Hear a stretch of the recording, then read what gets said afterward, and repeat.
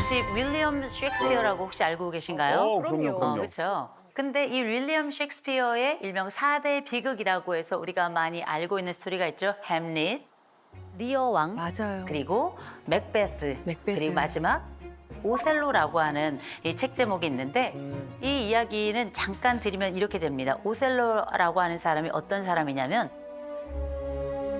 아프리카 무어인이었고 그래도 흑인이었습니다. 근데 굉장한 유명한 귀족의 딸인 데스데모나와 사랑에 빠집니다.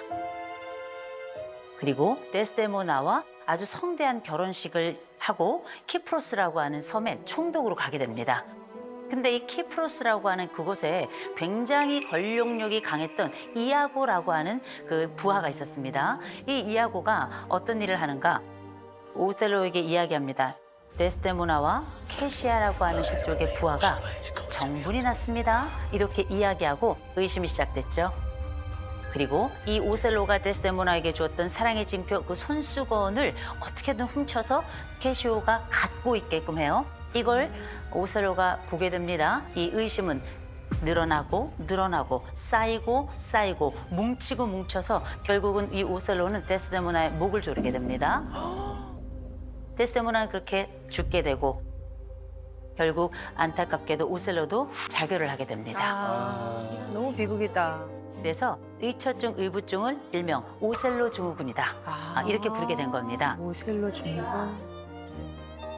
내 가족을 병들게 하고 내 배우자를 병들게 하는 바로 그 병 의처증 의부증 이야기를 한번 시작해 보려고 해요. 이건 단순한 질투의 문제가 아니에요. 이건 병입니다. 질환이기 때문에 이 질환을 우리는 때로 뭐라고 부르는가? 망상, 그중에서도 질투, 망상, 또 부정망상 이렇게 부르는 거예요. 가장 핵심은 뭐냐? 근거 없이 이 사람을 감시하고 근거 없이 이 사람을 통제하고 이 사람에게 폭력을 행사하는데 이 모든 것들이 한 사람의 의심으로부터 빚어지는 결과라는 거예요. 그런데 이게 단기 한두 번으로 끝나는 게 아니라 지속되고 경우에 따라서는 평생을 따라가기 때문에 이걸 우리가 병이다라고 얘기하는 거거든요. 그래서 어른들 말씀하시죠. 의처증, 의부증은 죽어야 고쳐. 이런 얘기 많이 들어보셨죠? 맞아, 많이 봤어. 그러면 어떤 연령대에 이 의처증, 의부증이 많을까 궁금하시죠? 네. 전 연령입니다. 의심은 나이가 없어요. 그래서 90대에도 이 의부증, 의처증 때문에 상담받으러 오시는 분들이 계세요. 90대인데. 90대요. 때문에 상담받으러 오시는 분들이 계세요. 실제 제가 가장 초고령으로 이 의처증, 의부증 상담을 했던 케이스는 남자분이 94세, 어머. 아내가 91세예요. 아내가 91세예요. 94세인데도 91세 아내를 계속 때려요. 이유는 간단해. 동네에 지역에 있는 영감들 쳐다본다고. 아니, 눈이 있는. 이렇게만 해도. 동네 이장을 포함해서 남자가 넷이에요. 이장만 70대예요. 이장하고 바람이 났다고 생각하는데 아내가 91세예요. 그 대상이 누구든 이유가 누구든 상관없어요. 우리의 의심은 모든 환경 속의 배우자를 완전히 지옥으로 보내는 겁니다. 그래서 생각해 본다면 의심 아래에는 도대체 무엇이 있길래 이 사람은 끊임없이 배우자를 의심할까? 딱 하나입니다. 두려움이에요. 두려움? 내 아내가 나를 떠날까 봐. 그래서 우리가 뉴스 같은 데 보면 뭐 80대, 90대 배우자가 다른 배우자를 죽였습니다. 그런데 나중에 사인을 알고 보면 의심으로 비롯된 이야기가 죽음에 도달하게끔 했다라는 이야기를 듣게 될 텐데 이 얼마나 비극인가.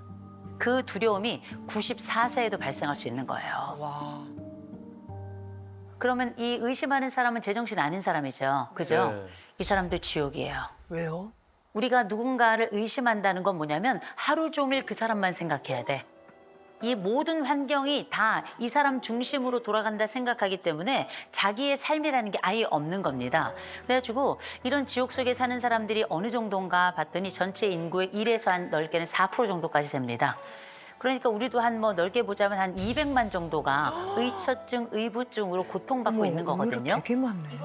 아니 그러면 교수님 그 의부증, 의처증이라 이 진짜로 그냥 외도를 할 수 외도하시는 있는 분이 거잖아요. 그걸 어떻게 구별할 수 있어요? 일단 진짜 외도는 외도를 한 거예요. 해버리는 거고. 그런데 의처증, 의부증은 뭐냐면 한 것 같아. 같아. 한 것 같아. 그런데 나중에는 분명히 한 게 맞아. 라고 근거 없는 여러 가지 상상들이 뭉쳐가지고 이 상황이 사실인 것 마냥 아주 돌변해 버리는 겁니다. 기정사실화가 되는 거예요. 그러니 외도도 한 적 없는데 이런 의심을 받으면서 근데 단순히 의심만 받겠어요? 일거수일투족을 다 검사받죠.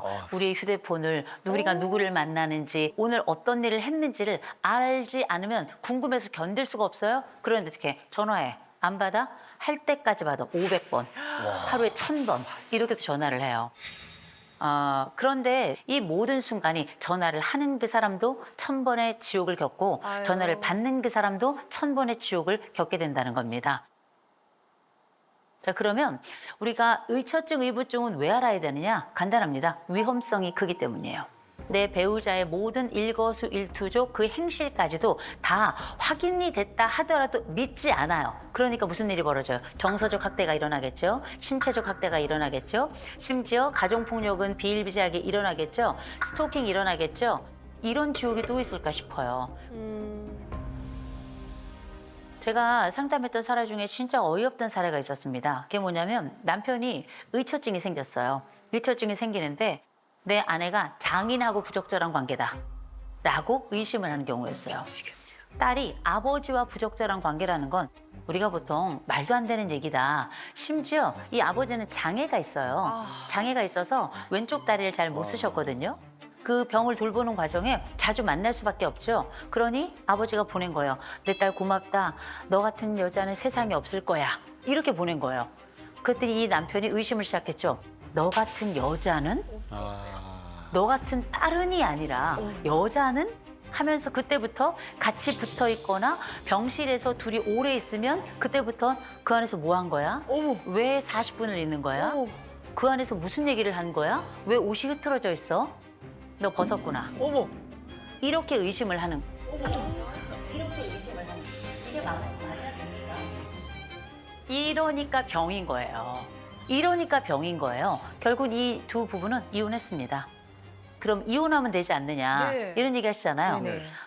이혼한 뒤에도 찾아와서 죽여요. 이혼한 뒤에도 그 근처를 떠나지 못하고 그 근처에서 살면서 넌 날 배신했어.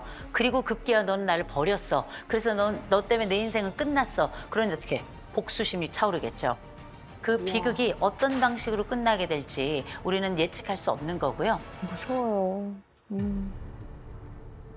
이런 병적 질투라고 하는 게 그러면 모두 이렇게 심각한 수준인가? 그렇진 않아요. 여러 유형들이 있습니다. 첫 번째가 가벼운 의심형이에요. 어디 있어? 누구랑 있어? 언제 올 거야? 어쩌다 한 번씩 이런 게 있어요. 그럼 이게 사랑하고 의심이 조금 헛갈리긴 하죠. 이런 경우는 가벼운 의심형이다 생각하시면 돼요. 아직까지는 그렇게 심각한 것 같지 않아요? 두 번째, 집착형이 있어요. 하루 종일 그 사람만 생각해. 하루 종일 그 사람이 뭘 했는지 누굴 만났는지 어떻게 했는지를 궁금해서 견디질 못해요. 그래서 어떻게 하는가? 오피스 와이프. 맞아, 오피스 맞아, 허즈번드 맞아. 이런 말이 너무 맞아요, 유행할 맞아요, 때 맞아요. 이 사례 이 커플이 온 건데 이 아내가 매일 남편을 데려다 줘요. 얼마나 보기 좋아요. 그래서 자기야 잘 갔다 와 하면 자기 집에 와야 되잖아. 퇴근할 때까지 회사 밖에서 기다려요. 우와. 기다려요. 그래서 어떻게? 그러면 남편이 점심시간에 밥 먹으러 나올 거 아니에요. 가봐. 그러면 남편이 누구랑 걸어가는지 보는 거예요. 남편 다른 회사에서 하는 야유회 워크숍 하나도 못 가요. 뭐라 하냐면 아프다고 얘기해. 우와. 그리고 이성으로서 기능을 한다 싶은 사람들의 연락처는 다 주워. 본인이 다 수신 차단을 해. 이런 정도면 이제 이걸 통제라고 부르죠. 이 남자 주변에 누구도 얼씬하면 안 돼요. 어머. 이런 걸 우리가 집착형이라고 불러요. 힘들겠다. 망상형은 진짜 문제예요. 망상형. 망상형은 뭐부터 시작하냐? 상상부터 시작하는 거예요. 어느 교회에 남자 집사님이 계세요. 조직들이 있는데 그 모임들마다 여성들이 조금 많은 편이에요. 근데 보통 교회에서는 이제 들어가면서 인사하잖아요. 형제님, 자매님. 그럼요. 악수하잖아요. 악수를 뭐라고 얘기하냐면 만졌다. 만졌다. 그 만졌던 그 사람들 중에 몇 명이 그 전부터 교회를 다니면서 야유회를 간 적이 있는 거예요. 야유회를 가서 찍었던 사진이 하나 있는 거야. 안에는 이 남편이 그 야유회를 갔을 때는 사귀지도 않을 때예요. 모를 때야. 근데 어떻게 상상의 나래를 펼치는 거예요. 어머. 그때 그 여자랑 그래서 어떻게 했어? 어머. 그 여자랑 지금까지도 그렇게 유지되는 거야? 와. 의심과 병리가 뒤섞여서 천국과 지옥을 오가는 상상의 드라마가 쫙 펼쳐지는 거예요. 시간이 지나면 그 드라마는 사실처럼 느껴져요. 와. 그리고 이 사실을 내가 사실이라고 생각하는 이걸 기준으로 해서 추궁이 들어가기 시작합니다. 와. 당하는 사람은 미치는 거예요. 왜냐하면 너의 상상에 맞춰서 나는 대답을 해야 되기 때문에 와. 그 대답이 나올 때까지 그 질문은 계속 이어지는 거예요. 오. 답은 정해져 있는 거거든요. 답정너다. 이 사례보다 더 무서운 사례가 바로 폭력형입니다. 폭력형이라는 건 감시하죠, 도청하죠, 폭력수죠. 그 밖에 모든 다른 사람들과의 관계를 다 끊어놓고 완전히 고립시켜서 내가 보는 시야 안에 없는 순간 한 걸음만 나가면 때리는 거예요. 무서운 정도가 아니고요. 이건 벌써 한 15년 정도 된 이제 상담 사례인데 남편이 딱 아내가 장을 보고 들어오죠. 그러면 아내를 머리부터 발끝까지 하나씩 옷을 하나씩 벗겨요. 거의 뭐 하냐면 머리카락 찾는 거야. 머리카락. 속옷까지 완전히 다 완전히 벗기면서 머리끝부터 발끝까지 이렇게 들여다보면서 머리카락이 다른 색깔 혹은 다른 길이가 있는지 그거 나오면 그날 죽는 거예요. 감옥에 갇힌 것과 다름이 없고 폭행이 있는데 의처증, 의부증에 폭행하는 반드시 성폭행이 들어갑니다. 어머. 그래서 이런 공격을 당한 분들이 10중 8구 차라리 죽고 싶습니다. 라고 얘기를 해요. 그래서 우리가 생각했던 것처럼 가벼운 의심형도 있겠지만 거기에 따라서 엄청난 통제가 있을 수도 있고요. 더 나아가서는 폭력까지 발생하기 때문에 거대한 망상이라고 하는 병이라는 걸 반드시 기억하시라고 그 말씀을 좀 드립니다. 의처증, 의부증으로 상담을 오시는 분들 중에는 제가 본인의 남편과 부적절한 관계라고 이런 생각하시는 분들이 간혹 계세요. 어떡해. 그러니까 진짜 병이다, 짠하다. 병. 어이가 없죠. 아니 근데 상담인데. 이호선이 제 편이구나. 상담자가 제 편이구나. 혹시 사귀는 거 아니야? 미리 와서 이렇게 서로 간에 입 맞춘 거 아니야? 이렇게 생각을 한단 말이에요. 저를 의심했던 사람들이 10중 8구 부부싸움이 심해져서 결국 경찰이 온 순간이 오죠. 이 경찰도 의심해요. 어머나. 정신과를 가죠. 정신과 의사도 의심해요. 그래서 뭐 하냐면 이 의사하고 내 배우자가 서로 짝짝꿍이 돼가지고 결국은 나를 배제하고 오히려 나를 환자로 만든다. 이렇게 얘기를 하는 경우들이 10중 8구거든요. 못 고치겠다. 의사도 안 믿는다. 근데 보세요. 보통 배우자들이 얘기해요. 이 사람 좀 말 좀 듣게 해주세요. 설득 좀 해주세요. 제가 아니라는 걸 좀 이해를 좀 시켜주세요. 안 돼요. 여러분 생각해 보세요. 지금부터 여러분 콜라에 보면 하얀 배꼽 있죠? 네. 아시죠? 귀여워요. 지금부터 배꼽을 생각하지 마세요. 배꼽을 생각하지 마세요. 그럼 배꼽만 생각난다? 그러네. 배꼽만 그죠? 네. 더 하얘져, 지금. 심지어 더 커졌어. 커졌어. 고민이. 그죠? 배만 내가 막 살이 막 얼굴다가. 붙어요. 그죠? 이게 뭐냐면 배꼽 효과라고 부르는 거라 뭔 생각하지 말라 그러면 오히려 더 몰입을 하게 돼요. 진짜 그러네. 의심하지 마세요. 단 한마디도 전 하지 않아요. 의심하지 말란다고 해서 그 사람을 의심하지 않는 게 아니니까.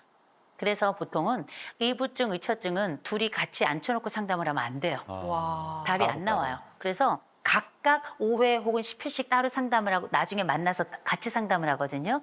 그 모든 상담을 할 때 의심하는 사람들에게 제가 하는 얘기가 있어요. 늘 말씀드립니다. 고통스럽죠. 사랑이 너무 힘들죠. 그러면 열이면 아홉은 옵니다. 진짜 고통스러울 것 같아. 다 나를 의심하는 사람, 미친 사람이라고 얘기하는데 내 스스로 나를 불태우고 있는 이 불의 지옥을 읽어주는 목말라 있는 나를 읽어주는 사람이 아무도 없거든요. 의처증이 됐건 의부증이 됐건 의심하는 사람을 상담자 편으로 이렇게 가져와야 같이 형성을 해서 그 길을 걸어갈 수 있는 겁니다. 믿을 수 있어야 이 사람을 믿고 같이 새로운 선택을 할 수 있잖아요. 그렇구나. 대개 저희가 상담을 할 때에는 의처증이나 의부증과 같은 질투망상이 있을 때는 최소 6개월이에요. 그 최소 6개월 동안 뭘 하냐면 규칙적인 생활은 굉장히 중요해요. 몇 시에 출근해, 그리고 몇 시에 전화해, 몇 시에 퇴근해, 내 오늘의 스토리를 이야기해 주는 거. 이게 일종의 루틴이 되게 하는 건 굉장히 중요합니다. 루틴을 만드는구나. 또 한 가지, 아내나 혹은 남편의 의심이 올라올 때마다 이 사람을 안심시키는 결정적인 문구를 만들어내야 돼요. 안심 문구. 안심 그게 뭐냐? 반복적으로 주어야 되는 확신의 문장을 가지고 있어야 돼요. 그런 얘기하지 마. 난 당신밖에 없어. 무슨 소리야 이 사람아. 뭐 누구 영숙이 헛소리하지 마. 그렇게 이상한 여자를 당신하고 비교하지 마. 이렇게 하잖아요. 참 이상해요. 이 연극 같은 상황이 이 사람을 안심시켜요. 이 적어도 두 가지. 안심을 위한 구조, 생활 구조를 가지고 이 사람이 예측할 수 있도록 하는 거. 그래야 의심은 줄어들고 고통도 줄어든다. 이거 굉장히 중요하다고 말씀드리고요. 또 하나는 우리가 의처증, 의부증이 그 사람에게만 있다고 착각하지 마세요. 내가 의처증이에요. 내가 의부증이고. 그래서 나도 모르게 하루 종일 의심하고 있다면 내 스스로 전문가를 찾아가야 돼요. 이때는 반드시 증상이 시작된 거기 때문에 나 아프구나. 나 지금 뭔가 회로에 문제가 생겼구나. 이걸 스스로 알고 내 스스로 용기를 내어서 요청하시고 그다음에 이건 분명히 치료를 좀 받으시는 게 필요합니다. 그건 내가 사랑한다 하는 그 사람을 위한 것도 있지만 내가 가지고 있는 이 취약해진 의심 지옥 속에서 내 스스로를 구원하기 위한 과정입니다.